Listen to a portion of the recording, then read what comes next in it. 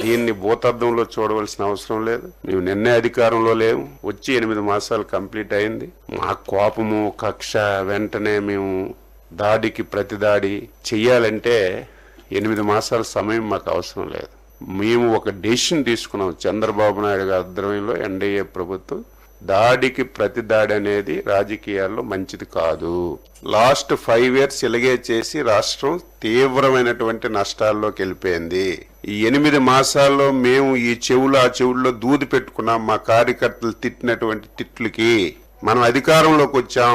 5 సంవత్సరాలు నరకం పడ్డాం, ఊచకోత కోశారు. మీరు అధికారంలోకి వచ్చి ఏం చేస్తున్నారని మమ్మల్ని కార్యకర్తలు బూతులు తిట్టినా, సోషల్ మీడియాలో తిట్టినా సరే దాడికి ప్రతి దాడి అనేది మంచి విధానం కాదు. అలాగని చెప్పి చేతకాని ప్రభుత్వం కూడా కాదు, చేతులు కట్టుకొని ఉండం.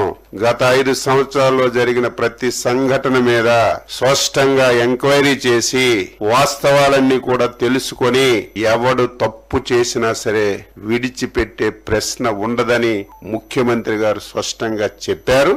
అదే జరుగుతుంది. కానీ కక్ష సాధింపు చర్యగా మేమేది చేయడానికి ఇష్టపడం, భవిష్యత్తులో కూడా ఉండదు. కానీ తప్పు చేసిన వాడు తాత్కాలికంగా తప్పించుకొని తిరగొచ్చు తప్ప ఏదైనా ఒక రోజు చట్టానికి లోబడి శిక్ష అర్హుడవుతాడు. ఈ రోజు కూడా అదే జరిగింది.